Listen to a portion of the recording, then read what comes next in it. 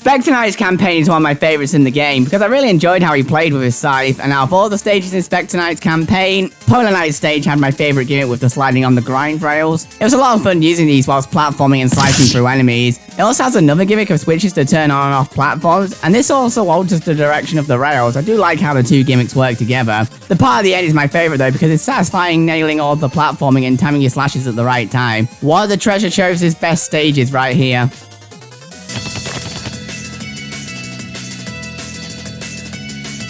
Gravity Circuit has quickly become one of my favourite indie platformers, but for now I'm going to chat about the mountains.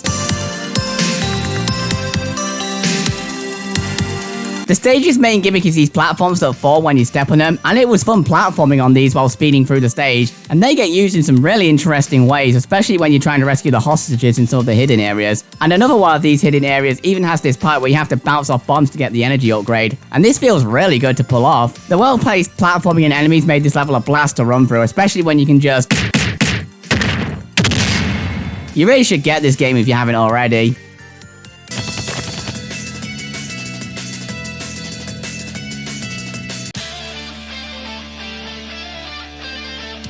Instead of houses, Persona 5 Strikers had you going through jails, and instead of actually thinking what's the best way to kill a shadow, you just mindlessly mash the heck out of the X and Y buttons, or using their weaknesses to give them the absolute beatdown. Is it mindless? Yeah. Is it a lot of fun? Also yeah, and this jail is no exception to that. It definitely uses its winter theme well on the set pieces as well, climbing up icy towers, snowboarding down slopes, and even using the ice physics to solve puzzles. It's just a really solid snow level overall.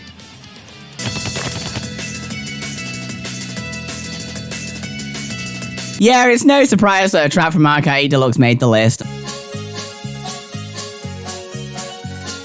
There's actually quite a few good snow tracks to pick from, but I've always been a fan of what they did to Sherbet Land. The ice physics are no longer a problem since, unlike Double Dash, the game doesn't feel like you're always on ice all the goddamn time. And it has one of my favourite additions to any retro track in the game, the new Underwater Ruse. Sure, the first one is slower, but you know, it's still fun to take. And besides, it's Mario Kart, a blue shell is probably gonna fuck me over anyway. And finally, I like that they made this track take place in the night, because the way the light reflects off the ice looks gorgeous. And yet, despite all of that, it's not my favourite snow track in the game.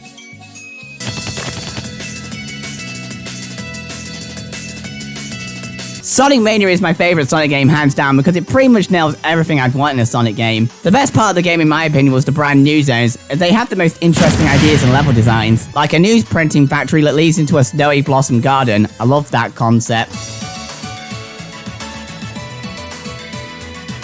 The visuals are gorgeous here, and the music is amazing, both of which combined makes for a phenomenal atmosphere, whilst you platform on blossom trees and catch hypothermia while sliding around. I honestly don't blame Sonic for having that facial expression. And as is standard for Sonic Mania, there's alternate routes galore, making it one of the most replayable stages on the list. Favourite stage in the Sonic series? I certainly think so.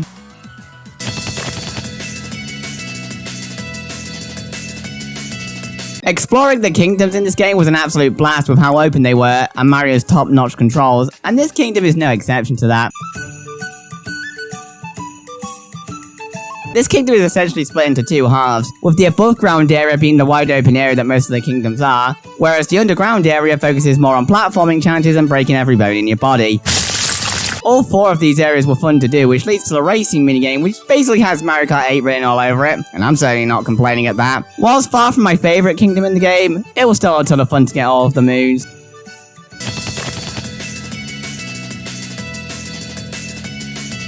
One of the reasons why Mega Man 11's levels were a blast to play through, well, for the most part at least, Q Insta-Kill Firewall, was how the levels had one or two gimmicks tops and went all out with the gimmicks, and Tundra Man's level is no exception to that.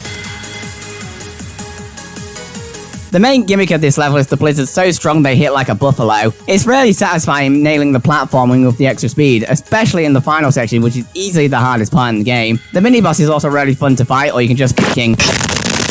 And given it's a song from Mega Man 11, it's obviously going to be great. A great stage from a great robot master.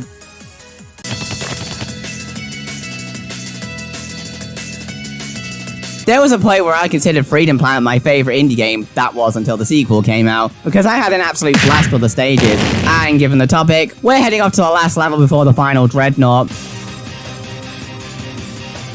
As usual in this game, this stage is split into two halves. The first half taking place in the snowy mountains as you storm your way through the enemy stronghold, constantly dodging all of Breva's minions. It's non-stop action throughout. The second half takes place inside the enemy stronghold, introducing a fun gimmick of these red and green blocks that change with the switches. And oh yeah, millions of enemies trying to kill you. There's never a dull moment in this stage. Also, the boss at the end is one of the best in the game.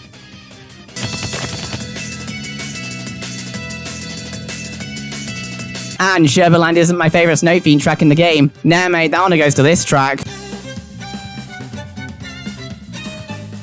This is one of the most unique tracks in the series, as it's the first track in the series which has you going from point A to point B. As such, this track is split into different sections, with each having unique set pieces. The first section has you driving out of a plane, because that's smart to do, and ice physics that aren't actually too bad. The second section has you gliding over rushing water. Yeah, screw that, I'll drive on the rushing water, it's quicker. Driving on the side of a dam, avoiding trees in a forest. Good luck doing that on 200cc. And the final section has you participating in the Winter Olympics. It's easily one of the best and most memorable tracks in the game because of its unique design. Alright then, here's a few more snow levels I really like. Joke's End from Mario & Luigi Superstar Saga. It had an amazing atmosphere, and the puzzles were fun to solve. Ice Cap Zone 2 from Sonic 3 and Knuckles. There's alternate routes galore here, and they're all really fun to go through. Frost Walrus from Mega Man X4. Shooting and slashing your way through enemies whilst using the ice physics to your advantage was really fun. Robot Graveyard from Freedom Planet 2. A really enjoyable level with haunting memories of the past. And finally, Old Odyssey 5. It has an incredible soundtrack and one of the best Hypernova sections in the game.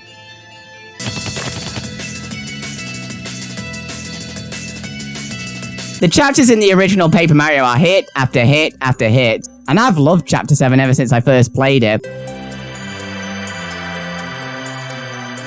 The atmosphere is unbelievably good thanks to the visuals and music. I was left speechless throughout, and it also had a ton of great moments. You start off getting falsely accused of murder to find out he was just unconscious, great. Then you need to solve a riddle to climb up Shiver Mountain, and finally solve the puzzles in the Crystal Palace, all of which were really fun to solve. And it all has one of the best bosses in the Paper Mario series. This has been Spidinklin, and I hope the Thousand Year Door remake gets the Paper Mario series back on track, because the Mario RPGs as a whole are capable of some truly special stuff.